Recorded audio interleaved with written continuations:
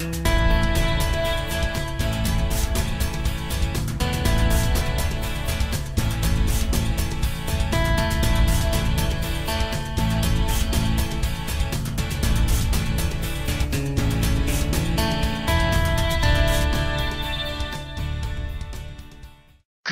morning, gamers!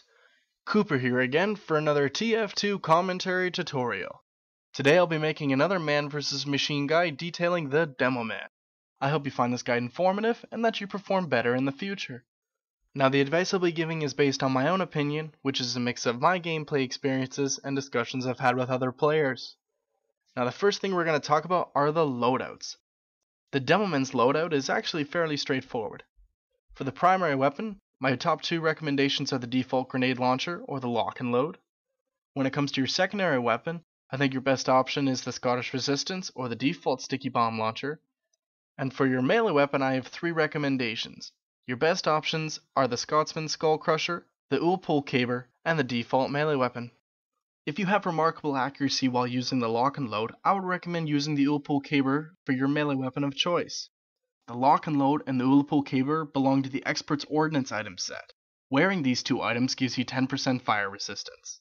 However, if you cannot be consistently accurate, much like myself, I would not recommend the use of either the lock and load or the Ullpull Caber because the set's item bonus is not worth it if you can't use the items effectively. When I play as the Demoman, I use the default grenade launcher, the default sticky bomb launcher, and the default melee weapon. Hooray for being boring! I like the grenade launcher because it allows you to two-hit most robots when accurate, and when not, rolling grenades typically cause enough splash damage to still make a difference. I use the default sticky bomb launcher because it is an extremely powerful weapon to lay traps and halt the horde. I prefer the sticky bomb launcher over the Scottish Resistance because of the delayed explosion time. The delay may seem like nothing because it's less than a second, but it bothered me too much. I do think the Scottish Resistance is a better secondary weapon for MVM though. The Scottish Resistance has the ability to lay more bombs, carry more ammo, and it's able to trigger specific clusters, allowing for more elaborate and effective traps. It's a rare example of something I think is better, but I can't stand to use it because I actually feel less effective. This is why I always recommend that you need to playtest and find what works best for you. I use the default melee weapon because it doesn't confer any negative effects to the Demoman, which is important because I don't actively use the melee weapon. Now that you have an idea about the good loadouts, let's take a look at upgrades. Now there is something special I want to address when you're playing as the Demoman in regards to upgrades. If you don't play as the Demoman often, much like myself, you'll notice that some of the weapon upgrades are surprisingly more expensive. When I played as the Demoman, I tended to spend rather sparingly on character upgrades. I might have only purchased health regeneration or movement speed if I found myself frequently dying or running out of ammo. A good portion of my money went towards upgrading my primary weapon. My favorite upgrades for the grenade launcher were damage, clip size, and reload speed. Following that, I could recommend you purchase increased ammo capacity, firing speed, or even projectile speed. These upgrades are largely based on personal preferences, so design your launcher however you like. The remainder of my cash goes towards upgrading my secondary weapon. For the sticky launcher, I would recommend focusing on upgrading damage and reload speed. I would not recommend you upgrade your clip size because it does not allow you to place more prime stickies. Depending on how often you use the sticky bomb launcher, you may also wish to purchase increased ammo capacity and firing speed. I would also not recommend you spend any money upgrading your melee weapon. Depending on whether you use your grenade launcher or sticky launcher more, will break down how you spend your money. My upgrade chart by the last wave can be broken down as follows. I typically allocate approximately 50% of my cash to the grenade launcher, 40% to the sticky bomb launcher, and 10% to associated character and canteen upgrades. The Demoman is one of the few classes in MVM that will actively use more than one weapon. Now that we've covered the basics, let's talk a little bit about playing the Demoman.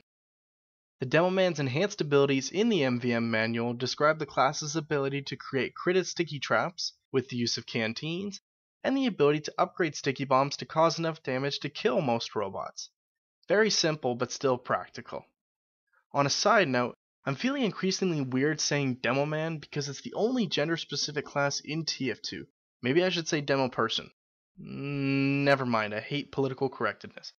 Back on topic. The Demoman has 3 specific responsibilities that will help the team. The Demoman's third responsibility is to lay traps and keep the bomb grounded. Sticky traps are devastating at the beginning of rounds, and can mean life or death when you have to make a final stand. The demo can easily halt the bomb's advance with sticky bombs and rolling grenades. The Demoman's second responsibility is to focus fire to kill tanks and giants.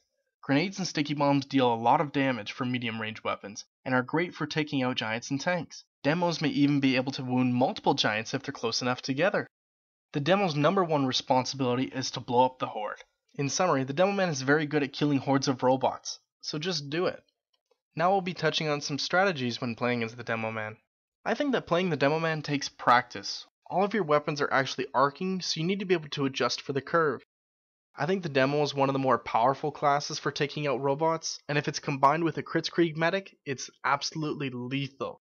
I do recommend the Demoman use elevations and cover to their advantage, but remember that you are a mid-range fighter, so you shouldn't be any further away from combat than the soldier or the heavy. When you're playing as the Demoman, I think you both need to act in the present and plan for the future. Your ability to kill robots needs to be balanced with the ability to plant traps further along the trail. You shouldn't forget that sticky jumping is still a very effective way to get around the map. And as a Demoman, you should always be on the lookout for dispensers and ammo crates, because you'll find that you'll burn through grenades and sticky bombs very quickly. I found that when I played as the Demoman, with enough upgrades, I could kill giants quite effectively by myself. If your team is split between multiple targets, and you know you can eliminate the giant, tell your friends that you've got it and they can go for the other thing. Doing this will free up team resources and give you bragging rights for soloing a giant. This kind of goes without saying, but the demo is also very effective against tanks, though it requires a more active role. Now for some final notes on the Demoman. I think the Demoman is a secondary class. I think the class's ability to multitask offensive and defensive roles is amazing, but it doesn't earn a permanent seat on my fantasy MVM team. The Demoman is not one of my favorite classes to play as, though the ability to quickly kill giants was very satisfying. I think a competitive team can play with up to 2 Demoman, but the optimal amount for a good team is still 1. I hope you guys found this guide informative. Please comment any other tips you have when playing as the Demoman, and don't forget to like and share this video with your friends. Happy hunting, and I'll see you guys at Gravel Pit.